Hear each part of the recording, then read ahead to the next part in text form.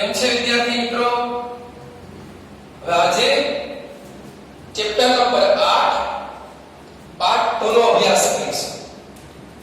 આ પાર્ટ 2 ના ત્રિકોણમિતિના અભ્યાસમાં આપણે ત્રિકોણમિતિય ગુણોત્તરની ચર્ચા કરવાની છે. આખા ચેપ્ટરનો આધાર છે. ખાસ ધ્યાનથી સાંભળો. ત્રિકોણમિતિય ગુણોત્તર કેટલા છે? તો કે 6. કઈ રીતે તમને હમણાં ખ્યાલ આવી જશે. અત્યારે અહીં આકૃતિ 1 અને આકૃતિ 2 આ બંને આકૃતિમાં કાટકોણ ત્રિકોણ ABC માં ખૂણો B કાટખૂણો છે. તો ખૂણો A અને ખૂણો B લઘુકોણ છે, જે આપણે જાણીએ છીએ. આ બંને આકૃતિમાંથી આપણે આકૃતિ 1 પરથી ત્રિકોણમિતિય ગુણોત્તરના સૂત્રની ચર્ચા કરીશું. અને સ્વપ્રયત્ન હોમવર્કમાં આકૃતિ 2 પરથી તમારે જાતે ત્રિકોણમિતિય ગુણોત્તરના સૂત્ર બનાવવાના છે. તો તમને સૂત્ર બરોબર કંઠસ્થ થઈ જશે. જેમ ખૂણાને અંશમાપ હોય છે, એમ ત્રિકોણમિતિની અંદર ખૂણાના અંશમાપ દર્શાવવા એટલે કે ત્રિકોણમિતિય ગુણોત્તર દર્શાવવા માટે લઘુકોણ ખૂણાઓના અંશમાપને ગ્રીક મૂળાક્ષરો થીટા, આલ્ફા, બીટા, ગેમા, પાઈ વડે દર્શાવાય છે. આકૃતિ 1 પરથી ધારો કે થીટા એટલે કે ખૂણો C ની સાપેક્ષે સામેની બાજુ AB છે અને પાસેની બાજુ BC છે. જ્યારે આકૃતિ 2 માં થીટા એટલે કે ખૂણા A ની સાપેક્ષે સામેની બાજુ BC અને પાસેની બાજુ AB છે. પણ આ બંને આકૃતિમાં ખૂણો B કાટખૂણો હોવાથી કર્ણનું સ્થાન બદલશે નહીં. થીટા બદલવાથી સામેની બાજુ અને પાસેની બાજુના સ્થાન બદલાશે. કર્ણનું સ્થાન બદલાશે નહીં. આ ખાસ ધ્યાનમાં રાખજો. હવે x y અને આ ત્રણ બાજુઓના માપના આપણે ગુણોત્તર પસંદ કરીએ તો આપને 6 રીતે મળી શકે. x ના છેદમાં r, y ના છેદમાં r, x ના છેદમાં y, r ના છેદમાં x, r ના છેદમાં y અને y ના છેદમાં x. એના ઉપરથી આપણે ત્રિકોણમિતિય ગુણોત્તરનું નામકરણ કરશું. તો સૌથી પહેલા પ્રથમ ગુણોત્તર x ના છેદમાં r. તો આકૃતિ 1 પરથી જુઓ, x એટલે AB છે અને r એટલે AC છે. તો AB ના છેદમાં AC. AB એટલે કે સામેની બાજુ, AC એટલે કે કર્ણ. તો આ પ્રથમ ગુણોત્તરનું નામકરણ SINE આ એનું પૂરું નામ છે. તો આપણો પ્રથમ ત્રિકોણમિતિય ગુણોત્તર આપને મળશે SIN. sin θ is equal to સામેની બાજુ છેદમાં કર્ણ, જેનું ટૂંકું નામ છે સા ક. સા એટલે સામેની બાજુ, ક એટલે કર્ણ. બીજો ગુણોત્તર આપને મળશે y ના છેદમાં r. તો y ના છેદમાં r એમાં y એટલે પાસેની બાજુ એટલે કે BC, r એટલે કે કર્ણ AC, BC એટલે પાસેની બાજુ અને AC એટલે કર્ણ. તો બીજું ત્રિકોણમિતિ વિધેય છે એનું નામ છે કોસાઇન. એમાંથી આપણે પ્રથમ 3 અક્ષર લઈએ તો આપણે ત્રિકોણમિતિય બીજો ગુણોત્તર મળશે cos θ બરાબર પાસેની બાજુ છેદમાં કર્ણ. યાદ રાખવા માટે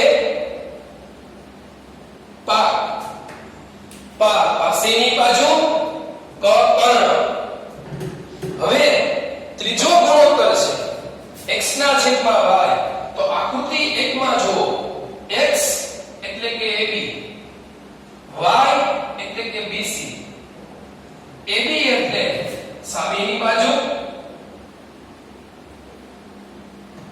BC એટલે પાસેની બાજુ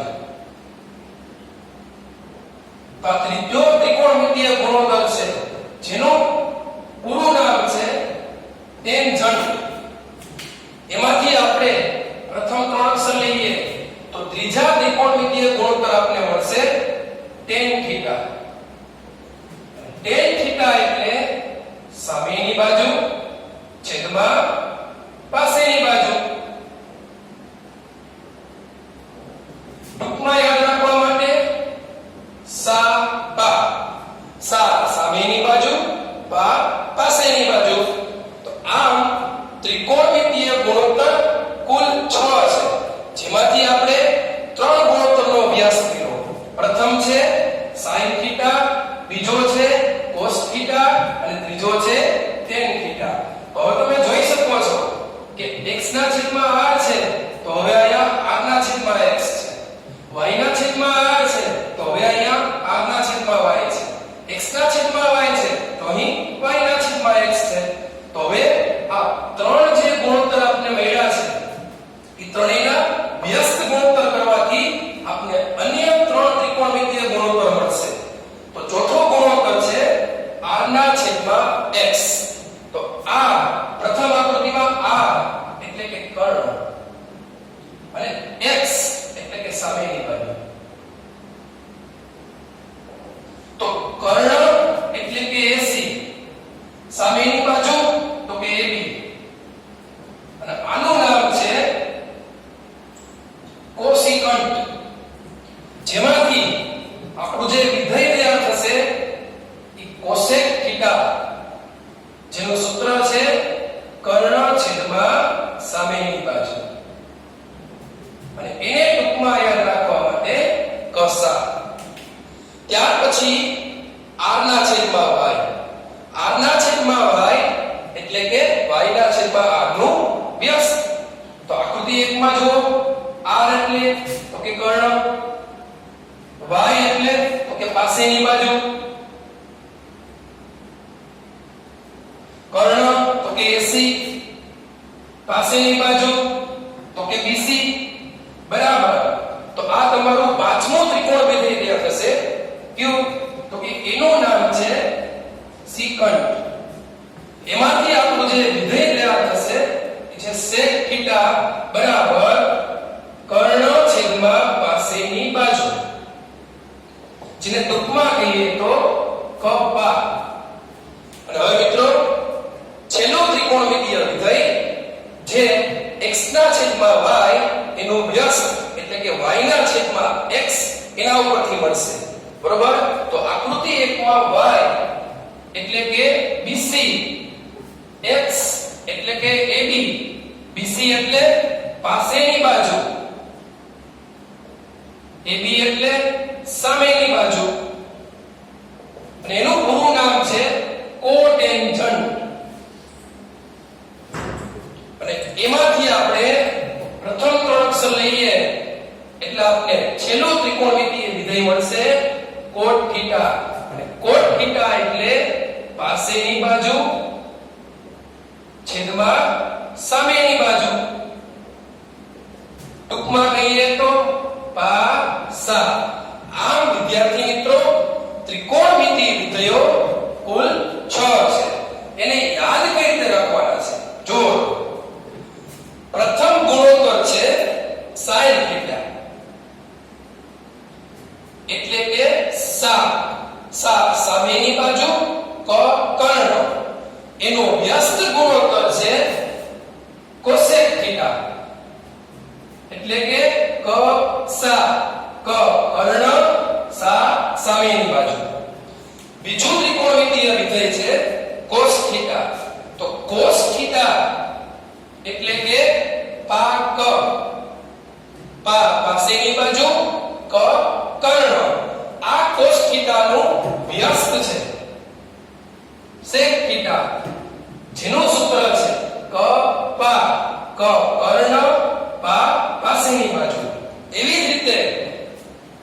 tan થીટા, એવી જ રીતે tan થીટા એટલે કે સામેની બાજુ છેદમાં પાસેની બાજુ, અને એનું વ્યસ્ત વિધેય છે cot થીટા એટલે કે પાસેની બાજુ છેદમાં સામેની બાજુ એટલે કે પાસા. આમ ત્રિકોણમિતિય વિધેય કુલ 6 છે: sin, cos, tan, cosec, sec, cot. સાક, પાક, સાપા, કસ્સા, કપ્પા, પાસા. આવી રીતે એને યાદ રાખવાનું છે. ફરી એકવાર બોલું છું. ત્રિકોણમિતિય વિધેયો કુલ 6 છે: sin, cos, tan, cosec, sec અને cot. સાક, પાક, સાપા, કસ્સા, કપ્પા અને પાસા. એટલે કે sin એટલે સાક, સા સામેની બાજુ, ક કર્ણ.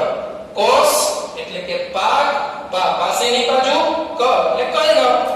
tan સા પા, સા સામેની બાજુ, પા પાસેની બાજુ. cosec કસા, ક કર્ણ, સા સામેની બાજુ. sec કપા, ક કર્ણ, પા પાસેની બાજુ. cot પાસા, પા પાસેની બાજુ, સામેની બાજુ.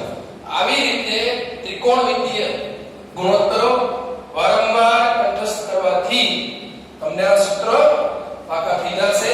તો આજના હોમવર્કની અંદર આકૃતિ 2 સ્વપ્રયત્ન, જેવી રીતે આપણે આકૃતિ 1 પરથી આ 6 ગુણોત્તર આપણે મેળવ્યા છે, એવી રીતે તમારે આકૃતિ 2 પરથી આ 6 ત્રિકોણમિતિય ગુણોત્તરો ના સૂત્ર તમારે હોમવર્કમાં એક વખત લખી લેવાના છે.